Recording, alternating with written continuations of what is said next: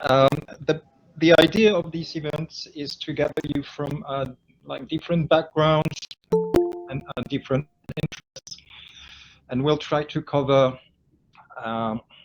from high level to maybe more segment oriented capabilities of AI today. But we'll keep it in that way that we have this panel for like 30 minutes first debate, and then we are waiting your questions for the remaining 30 minutes. But without no further ado, may I just introduce the first question, which is obviously why is everyone talking about AI all of a sudden, and how new is this really? So Ivan, please feel free, enlighten us. Yeah, I'll take the question to start, and maybe Amr can fill in some of the gaps. So, does anyone recall IBM Watson from Yes. the very earliest of days? Yes. So IBM Watson has been something that's been around for a long time. I think one of the first biggest, shall we say, newsworthy events was when Watson was able to beat one of the world chess champions in a chess match, and that was really something that I would say what we would call early AI. AI in itself has been around for a long time, but what's happened of late is LLMs. These are the language models, the large language models that you'll hear a lot about, had reached certain tipping points where we were able then to move into conversational AI. And we're able to move into the ability for artificial intelligence to be demonstrative of having a conversation with someone rather than needing to ask a very specific type of question. The breakthroughs, if you will, are not without a significant amount of venture capital deployed. If you were to take, for example, OpenAI, which is of all the news, but by no means the only model that is newsworthy, they've raised a total of $11.3 billion. And they themselves raised another 300 million last month, which was the major Microsoft investment that went through. And so as we see the industry over time has evolved, I would say arguably at a similar pace as Moore's Law, a similar pace as what we would expect it to, but then it has become more the late, it's become the latest and greatest thing to be looking at because of these LLMs reaching a certain capability that has allowed growth, has allowed scale of companies being able to leverage them. So I'll pause there. Amr, maybe you want to add to that a little bit. Yes. So in my opinion, I think the ability to have simple conversation with a machine that understands you as if you're chatting to a friend, this is a great differentiator. And usually we have like allocated or assigned this basically with other humans, like I can chat to other humans, but it was a surprise that I can chat to a machine in a fluent language and maybe give it some references and asking it about questions that are not direct. I think this is what created a lot of the hype, because people started to ask the questions, is it conscious? Can it take over the whole world? Because we associate both like the natural language understanding with consciousness, but they're totally different topics.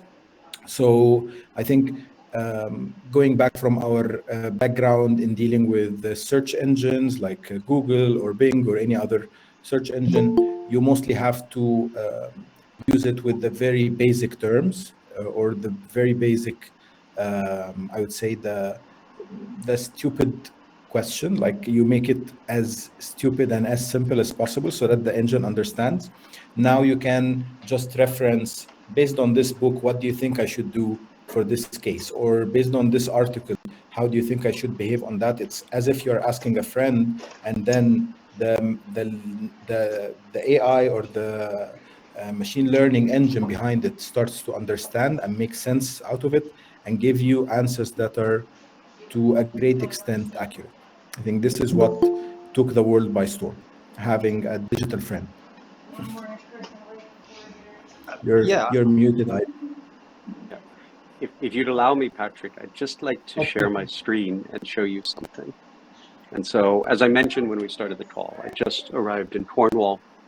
My family, I'm taking a week off. I have two of my children we dropped off at boarding school for a taster week a little bit further north in the Cotswolds. And we had no plan. We decided, well, let's see how the first night works out. If the first night works out, further and further away. And so I'm just going to share my screen if everyone would like to look. And that, what I'm sharing, is a query I just did. And you can see on my left side. Can everyone see my screen okay? I It's can't loading. see. Yes. Okay. So you'll see on my left side, I've got a lot of different queries here that I've ran over the last 30 days. But I wrote a question here that says, I want to go on a holiday to Cornwall. Can you make some recommendations? Just as I might ask Patrick, coming to Helsinki, what would you recommend? And as you can see the response, certainly Cornwall is a beautiful destination with stunning coastal scenery, charming villages, and a rich cultural history. And then it gives me these recommendations, which are all, by the way, I happen to be in Fowey right now. Is where we just landed. And so it gives me all these great recommendations. And then most people have come to think you ask the question once and that's it, sometimes. But that's not how it works. And so here I go. This is great. Can you tell me more about Fowey? I am traveling with one young child. So the prompt itself, and there's a new job or a new role that's been created. It's called a prompt engineer. And you see what's happening now. So now it's telling me more about Fowey. And with a young child is a wonderful experience. And For those of you that can read it, it goes quite quickly. But it's giving me all the different recommendations of things to do. And so I just wanted to share this little bit of a quick idea where this is completely live. It's not scripted. It's got all of these different things that it's recommending. And I'd say, now I could say, as if I was having this, where should I stay? And as simple as I would ask someone else, preferences in different budgets, and it's telling me again, family-friendly hotels, et cetera, et cetera. So you can really start to see the power of having a conversation. Now, go back to where you would be in Google doing the same thing. How many clicks would this take? How much would it take for you to get through it, et cetera? So I'll stop sharing just to give you an idea of real-time activities that's happening with AI, with ChatGPT. And this is, by the way, this is the public model I'm showing you. So this is not the latest generation. We do have access to a later generation, but it's not for public consumptions at this time. So I'm showing you what any of you could do with using OpenAI's ChatGPT. And this is GPT-4 that I was using there. We had a question for you, Ivan. The question was about, does it save the queries for future use in case you want to come back to it again? Indeed, it does. And you can see here on that, let me just go back and I'll open that sharing. up. Yeah.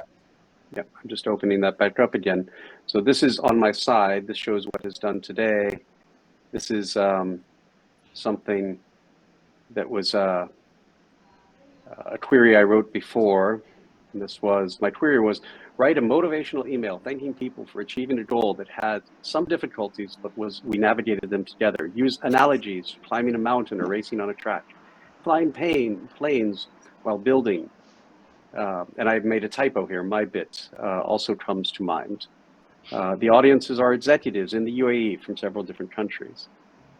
This is a little more difficult query where I had before, but yes, the simple answer is all of these are saved.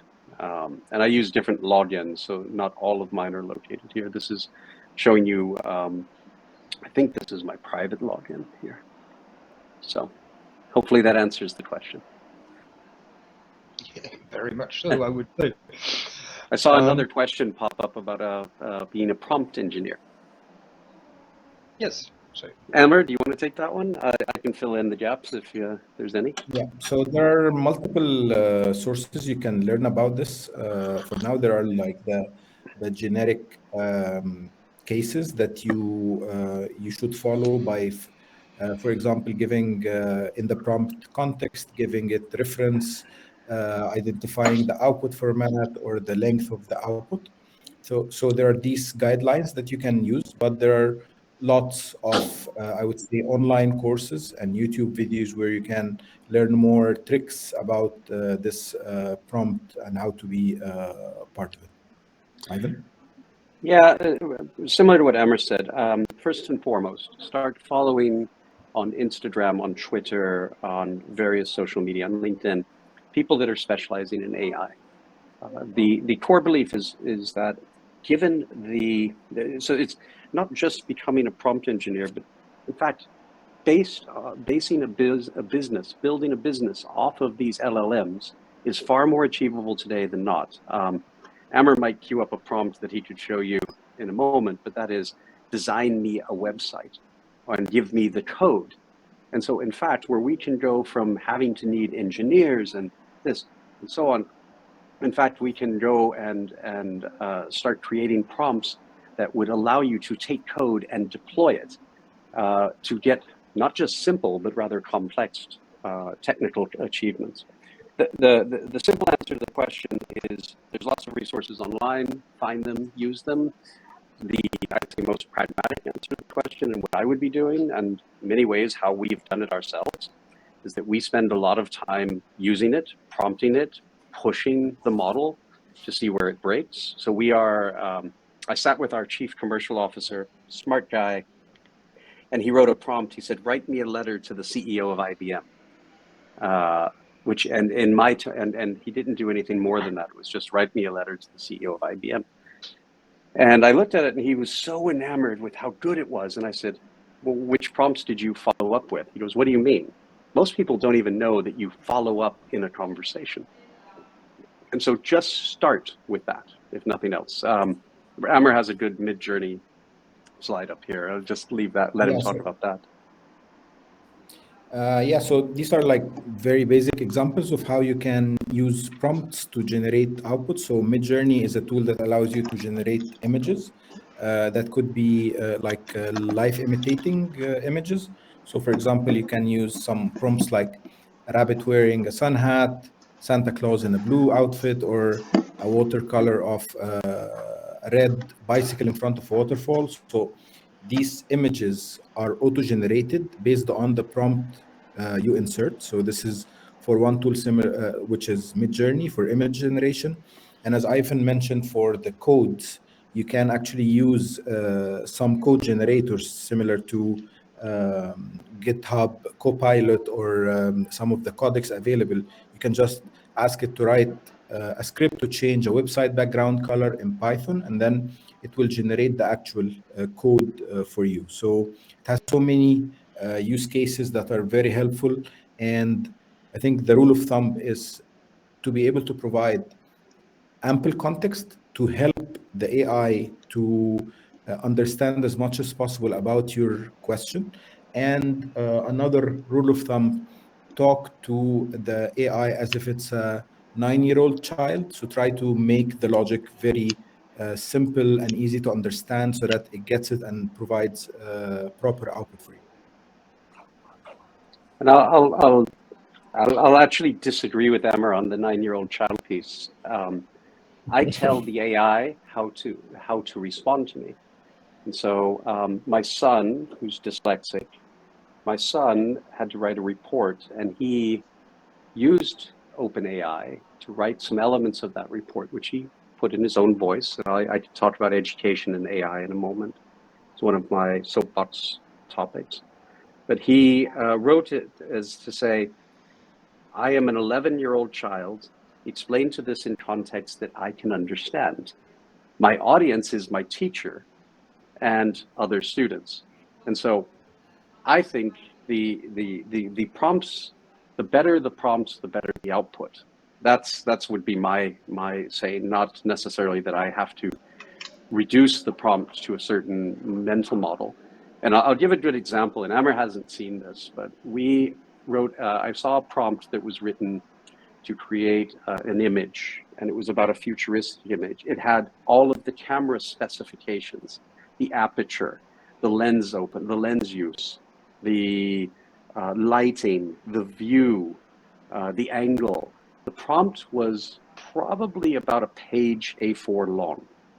And that prompt informed, it was a single prompt. There was a couple of follow-up prompts, but the first prompt was so detailed that the render, and this is a render, it was a create an image of the DIFC in 2050, I think was the prompt. And it had flying airplane, flying cars, and things like that in space. So it took a real place and then had to take what it could look like in the future. Now, today we use architects and we use artists to create renders. When that prompt was written, at the same time, roughly in parallel, an architect was given an assignment: create that same thing. That prompt generated that image, and with all of the follow-ups, in less than 3 hours.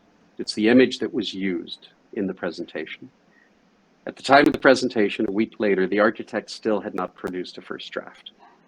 Now, some people will see that as a potential threat, and I know that's a topic that comes up. I see it as a huge enabler, and I'll explain why later, but I'll stop there because we'll start going off on these tangents, and we're unstoppable because we're championing this. Yeah, because you're passionate and that's very good. Yeah. We're building these tools. We're building these tools for stuff. Absolutely.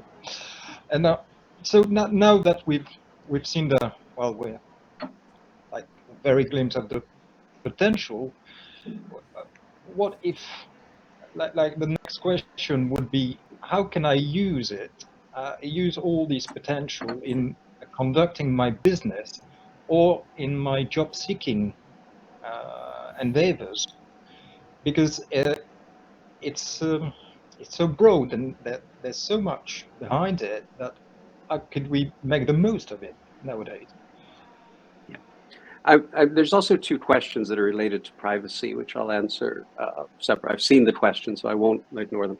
I'll take the CV and job seeking piece, if you don't mind. And Amr, maybe you want to take, you can enhance me and Sure. And you can take the business side of things, since I know there's something you're working on very specifically. So here's the beauty of it, and I'll come to the privacy questions in a moment. If you're a job seeker, you can take your resume, you could take your LinkedIn profile, you could take your cover letters, and you could have them generated against a job specification. A prompt would look something like this. This is my resume, and this is the job specification. Copy paste the text in. Can you create a cover letter to match this job specification? Now, there's examples of people that were generating hundreds of cover letters that are unique, personal, and tailored to the job, also tailored to the background. And so what AI is essentially doing is it is taking the segments that are relatable and matching them together. Now, it doesn't stop you from having to edit, all right? That's the number one fallacy of people, and kids and others are saying, I just copy it over and drop it in. It still requires your human interaction. But the huge advantage here is that you can start to, and I'll use that dyslexic thinker, where the dyslexic thinker might pick up on some things, but not everything. They're able to rapidly, where it takes them hours to write something, now they can do that in seconds. They can personalize it. They can see the matching. They will able to bring lots of that to the table.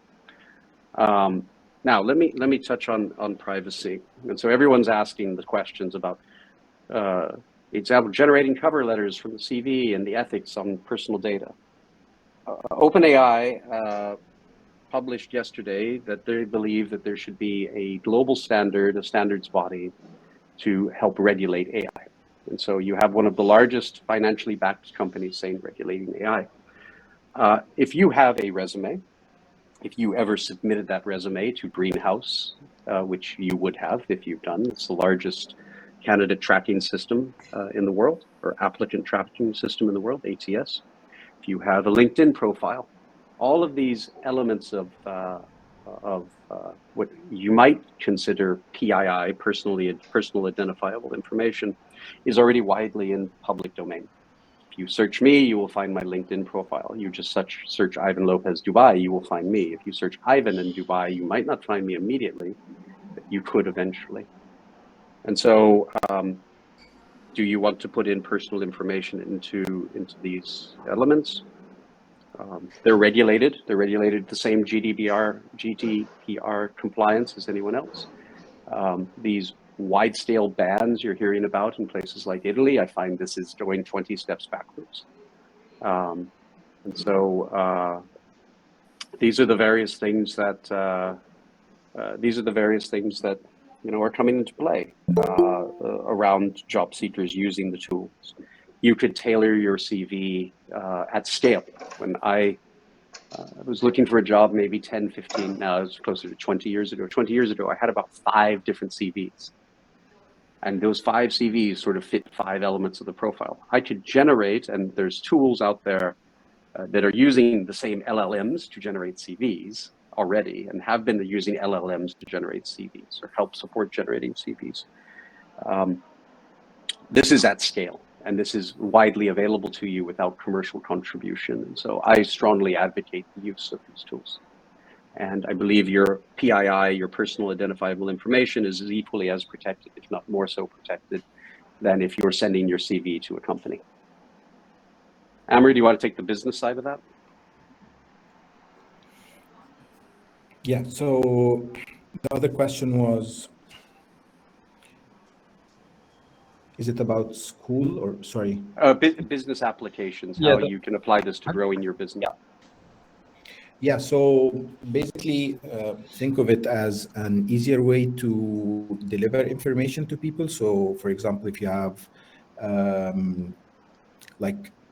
information stored in documents that you put on your website, it would be much harder for users to understand. So for this, you can make it easier through a conversation by training the model, which is ChatGPT or any other model that you choose, on this data that you have, and then make the consumption of this data much easier. So this is one side of things. The other side is you can start relating it to actions. So for example, if you have a workflow and your users have to go through it, or your customers have to go through it, you can train the model on the steps, and based on the user data, you can show it like a visual map. You are here today. This is what you need to do for the next step tomorrow. More applications on the marketing side, I think on the sales side of things, are available too. So there are so much applications that are going, I would say, every day now in the space of startups that are based on generative AI. I can show you a very brief side of this.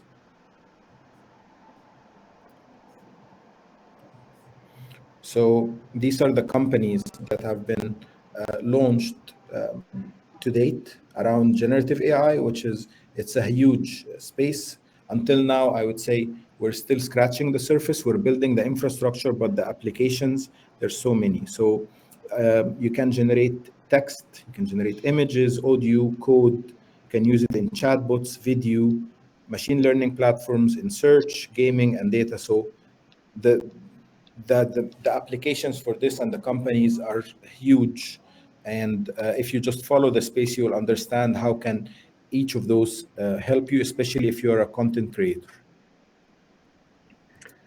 I'll add to what Amer is saying, just a touch, not much, but there's a project that we're working on that would have been, for the most part, unfathomable. It would have taken us months, if not years, to do.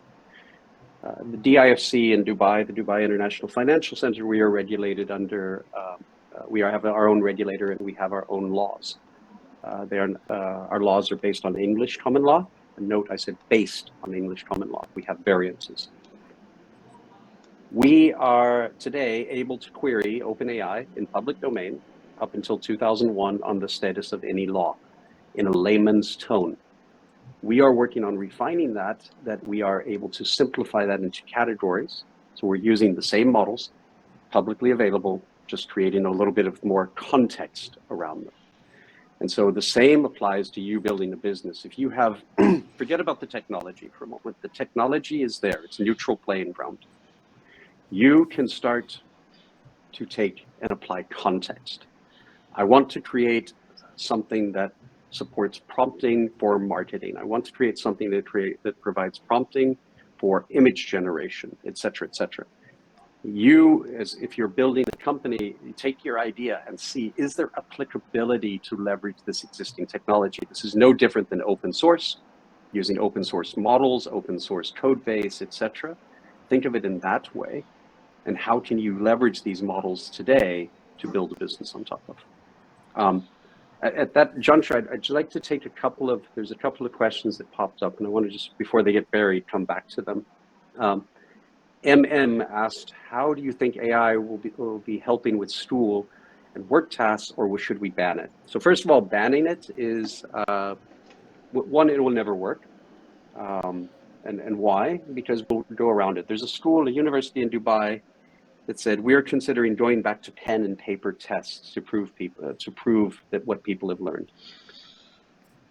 If I may be so brazen, I've never heard such a nonsensical, defensive, hyper-defensive, stupid point of view than going back to what we did 100 years ago to think that that's the way forward. What we need to be doing is teaching the utilization of tools. There are many professors that are taking this standpoint. There are oppositionists who are just being defensive because, well, honestly, they haven't learned to embrace technology. That would be as if saying that we should be counting with, and I happen to see one, I just can't remember the name of it, the hand counters still versus using calculators. Right? We allow computers in tests today. In fact, most tests are administered on computers. Should we go back to pen and paper? Nonsensical. This is just silly business. It's about teaching the appropriate use. And so when my son, a dyslexic, and I'll take anyone with a learning difference, a dyslexic child is able to use this tool, he cites the tool, and he's actually learning about 40 times faster. For the paper that he wrote, which was a 26-page paper, writing it without the use of AI would have taken him about 60 to 70 hours. It's not a good use of time. He's simply regurgitating knowledge and information that's been out there. What are we trying to teach? We're trying to teach people how to research. We're teaching them how to apply that research to a problem. And so that is taught by using the tools. And so this is a soapbox issue. Now let me take the teacher side of things.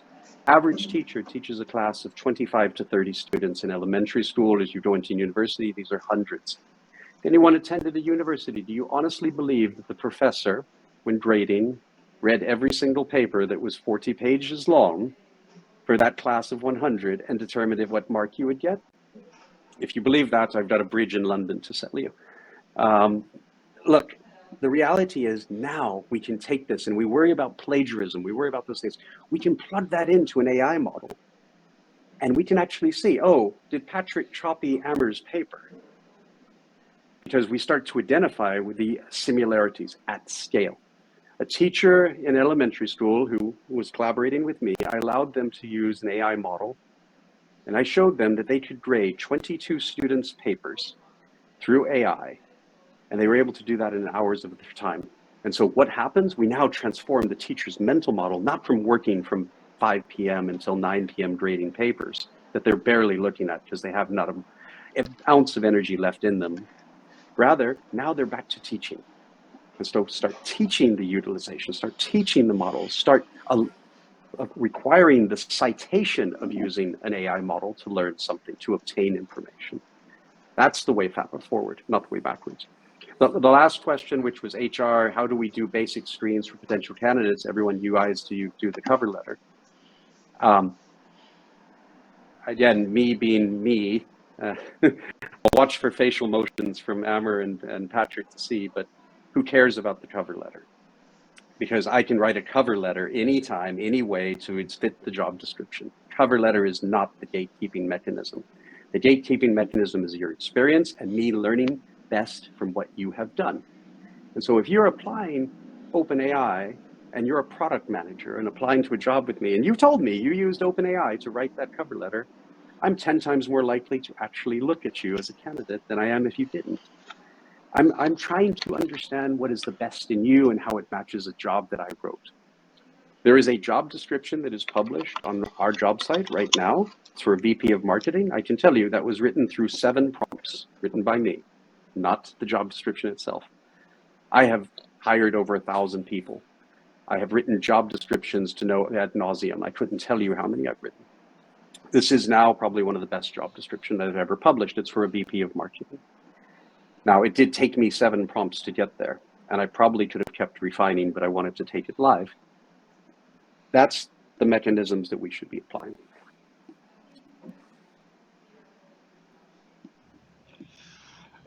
That's absolutely brilliant. Thank you for sharing that. I think now we should open the line for our attendees. If you have any questions you want to speak aloud and discuss further, and if I may, I could pave the way in asking, someone had to ask this question, so apologies, but is AI going to eliminate jobs and stop us from being creative? I think we covered the creative side of it, but everyone's talking about AI as the big evil for job. So could you share your light with that? I think I have a hint. Well, it is. I'll just say it. It is. It's going to change the jobs. And so let's use the writers' strike, if anyone is following that, in Los Angeles. I'm proud, or not so proud to say, I was one of the catalysts of the last writers' strike in Los Angeles. That was also a technology question, or I guess not in Los Angeles, but the Writers Guild. The last time there was a Writers Guild strike in the film and television industry was related to mobile. And we were essentially taking what writers had written and putting it into sound bites and other things in other mediums, which was not legally covered under the contracts. And so I was the person that rewrote the contract that said to be used in all mediums, known by man or not, in the world and outer space. Like this really broad, that's not the exact language, but this really broad clause that says, anything you wrote is now mine. I'm an evil Hollywood studio. Yes, I was. Right? And that caused the writers' strike 14 months later. And then writers wanted to get paid for the work they had done because it was no longer being used in a movie. They wanted to, it was now on a mobile phone, and so on and so on. And so, long and short of it, now the writers are striking. What are they striking over? They're striking over AI, predominantly. And the longer they strike, the longer studios will ultimately start deploying AI to use it. And so is this going to change certain jobs? Yes. Is it going to eliminate them? I don't think so. I think what it is that it becomes the applicability of a tool. We still need robotics, and Amazon is a good example here. It's that we still need robotic engineers, but do you need pickers to pick? And so, like many things in life, we've seen this upscaling of I am able to only do this, and now that is eliminated. Think about unloading a ship. We unload a ship with machines today because it's faster versus humans. Now we need people to operate the machine. We unload, or we park cars versus a valet with a robot. This is very limited deployment, right? But it's happening. Now we don't need valets anymore, but what do? We need someone to actually trigger which robot gets what car and make sure the robot works. So my answer to this is yes, this is going to transform the world.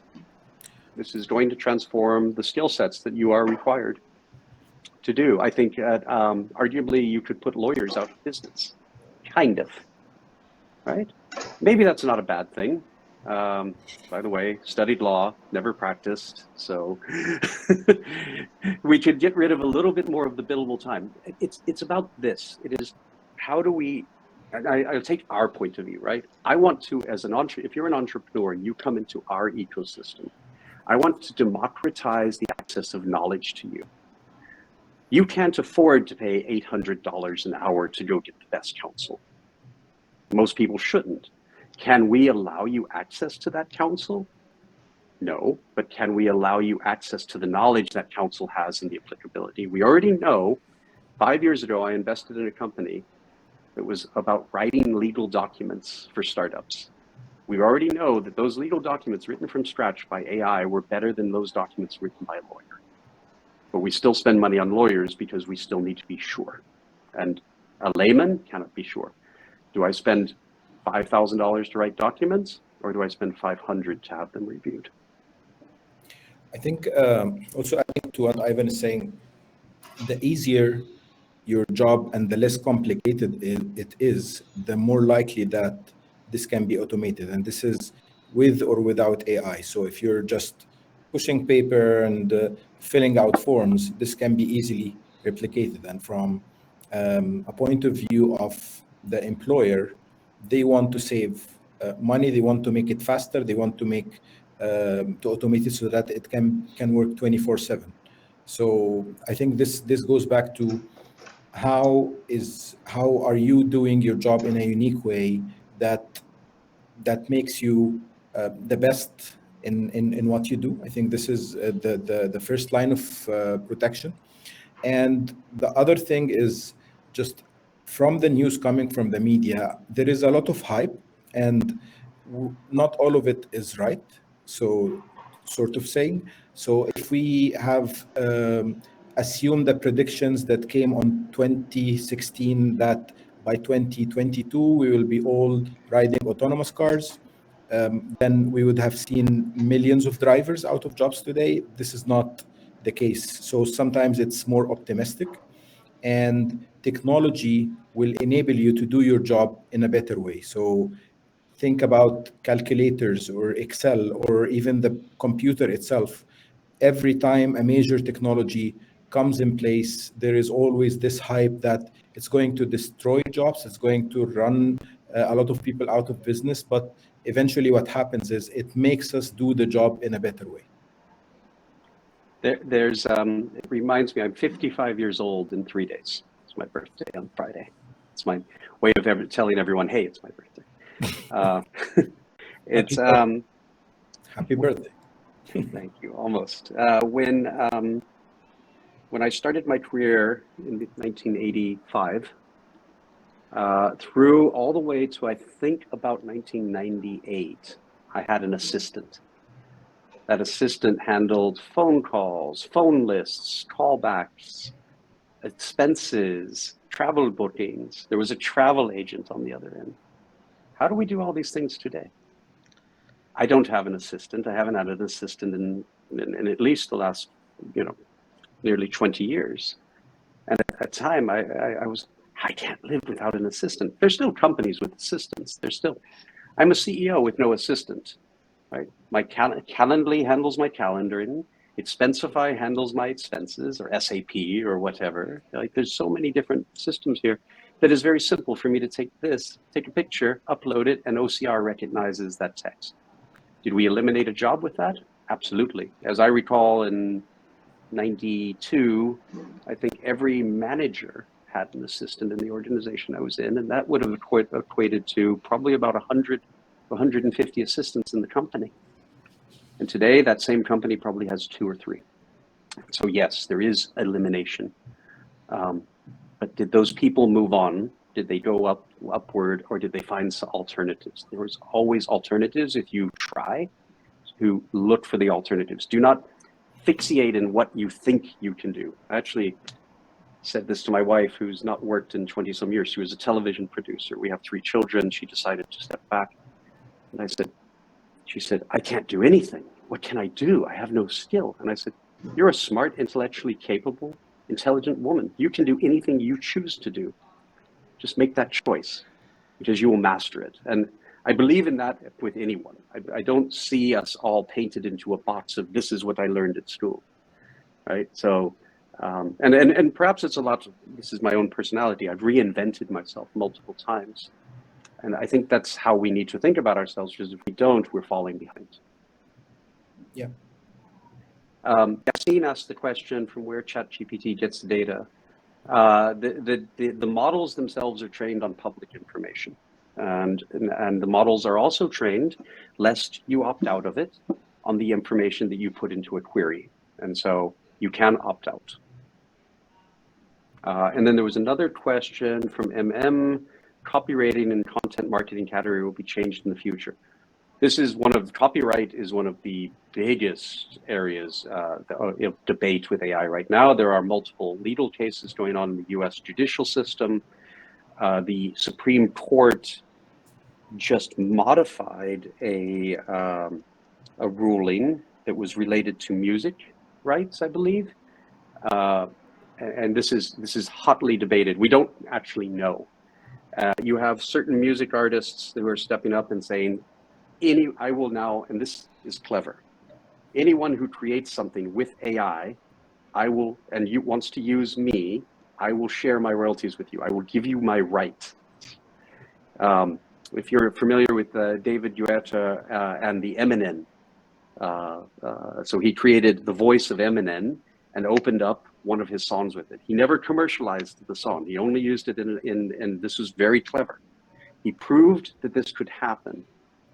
There was a soundtrack released, and I forget who the artist was it Drake or something like that, but there was a soundtrack released that was not the original artist, it was 100% AI. People loved it, they downloaded it. It was shut down, it was blocked on Spotify, on Apple Music, etc.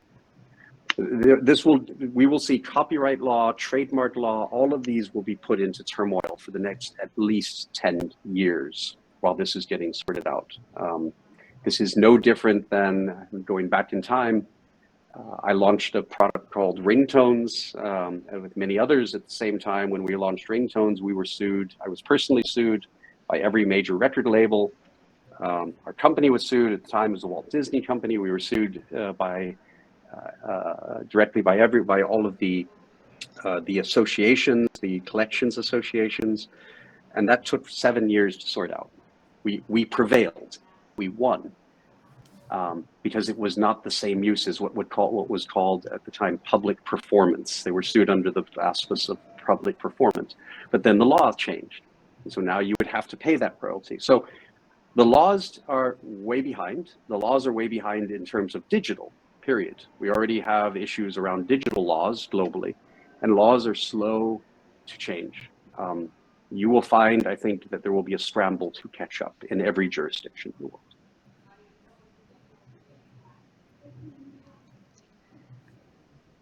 And well, we talked in depth about like the origin and the actual state of AI. But what do you think the future of AI will tend to? And is there a point that will say, okay, this is AI as its full potential, or that it's an ever-growing, self-developing system? So you're tipping into cognitive AI, Patrick. And so you'll note that Amr and I used terms like generative AI more than cognitive. So cognitive is when it is self-sustaining. It self-thinks, it self-develops. This is a scary state. So if I can be the oppositionist for a moment, that's why we need regulatory bodies. We need global regulatory bodies. If anyone here noted, a few months ago, there was an open letter written in part by one of the grandfathers of AI, and that was calling for a stop to AI development.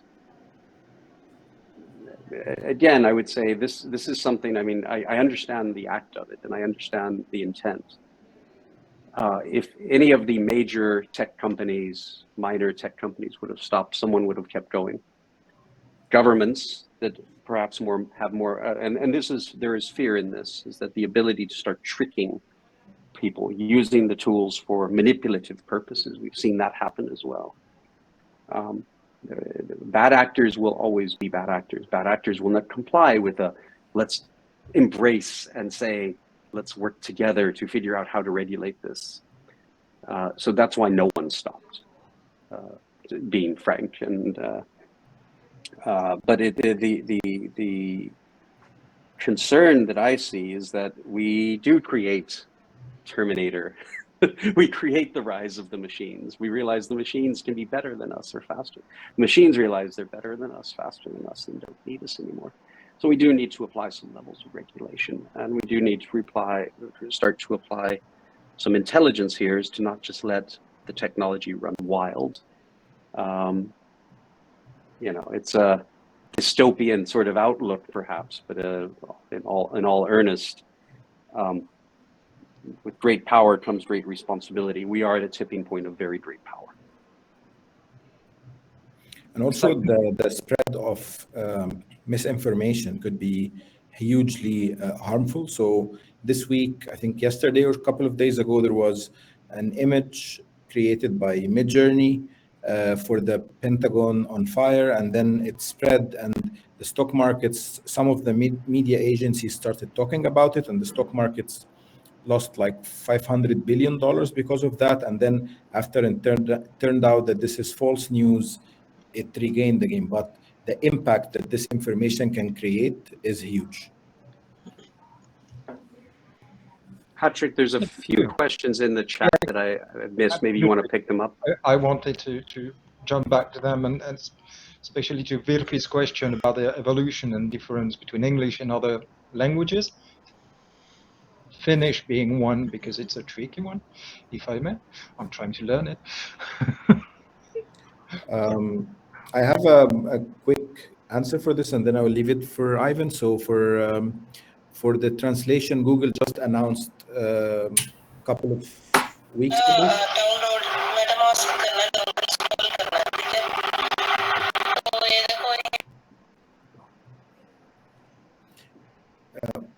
Yeah, so as I was saying, Google announced a couple of weeks ago that they are evolving their translation service using AI and generative AI, that if you're talking on a video, they can have your voice translating the same words that you're saying in the other language, and they can sync your lips as well, so that the output of this is Google Translate will make you appear as if you're speaking natively in the other language that is being translated to. So it's kind of an interesting way of how this could work. I think to Virpi's question, my wife's a Finn, Virpi, and I still would love to have AI to understand her sometimes. It's a joke. The language models, the LLMs, for the most part today, I believe, have been all defined in English, and now we'll start to see LLMs expand into other languages. So this will probably follow the traditional sense, and it's all about how many researchers are willing to jump into it, because a lot of this is non-commercialized. Commercialized will English, French, German, Spanish, Chinese as your primaries, and not in that order, by the way. It'll be English, Chinese, which is highly complex for this purposes, and then you'll get into Spanish, and then probably French, EFIGS languages, as we call them. But it'll depend on the research institutions. It'll depend on the universities. It'll depend on those that are willing to contribute to LLMs. And so a lot of the contribution is still very much going on, right? Yes, there is massive development in Chinese LLMs. Today, the Chinese language has nuances and complexities that doesn't make it favorable, but still very achievable over time. And again, we're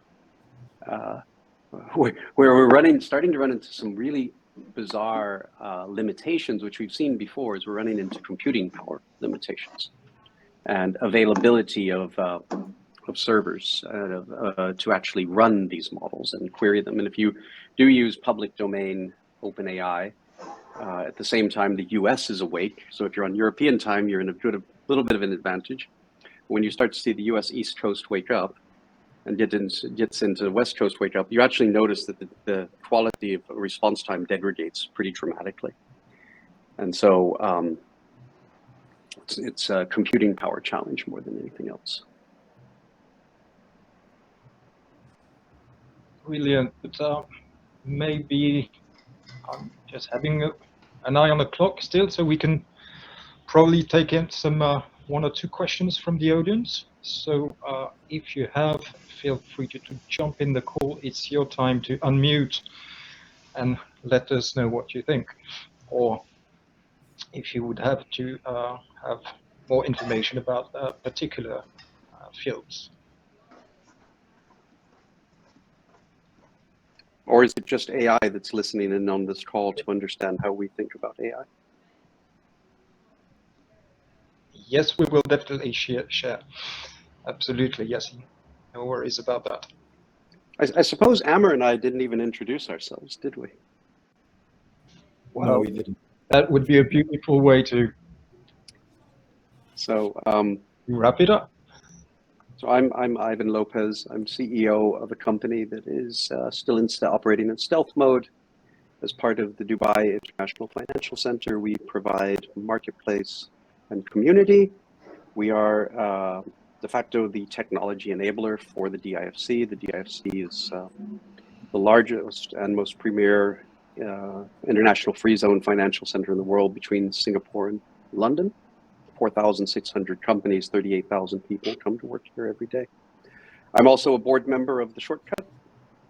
Been on the board for just shy of a year and sit on a number of other boards. My background is I'm an engineer, studied law, studied business, have lived originally American, but have lived all over the world, Germany, Austria, Italy, Spain, the UK.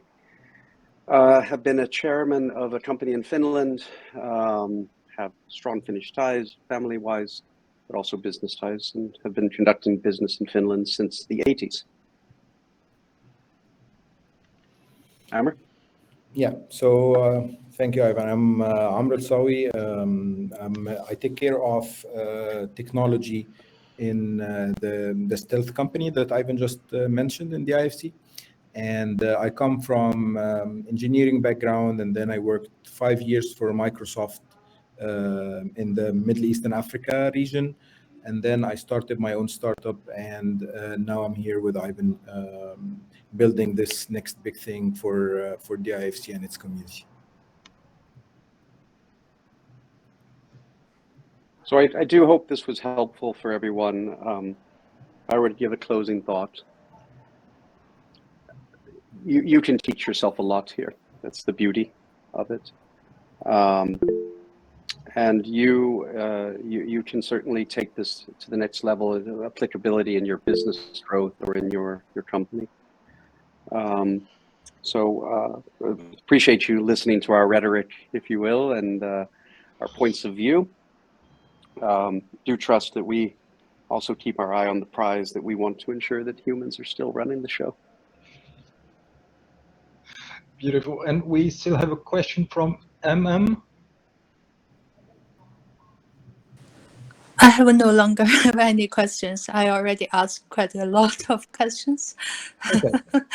Yeah, but thanks you all for all the all this really amazing event. And I actually just done my first interview by helping with AI at the same time by this morning, and it's quite interesting. And thank you all for answering my questions. Thanks the Shortcut. Yeah. Well, thank you for attending. Inga, would you like to have a few words?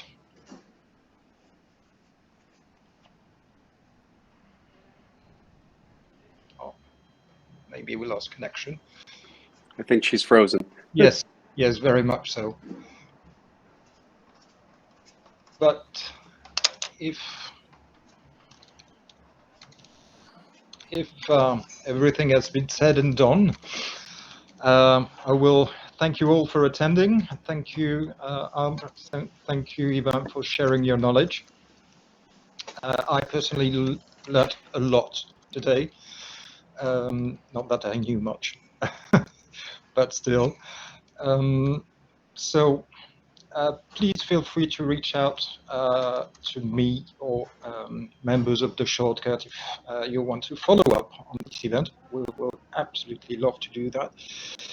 And I will now thank you all and take any questions you may still have for 2 minutes.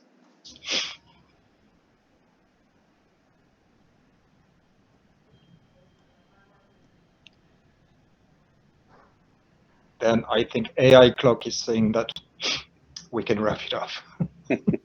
Thanks so much, everyone. Thank you so much for your time and so much for attending. Thank you. Thanks, bye. Thank you. Bye. Bye. Bye. I see Victoria was using AI to record the meeting as well. Oh yes, that's right. That's me. Yeah. Yeah, everywhere. Yeah. It's everywhere. Yeah. It's everywhere. Thanks, everyone.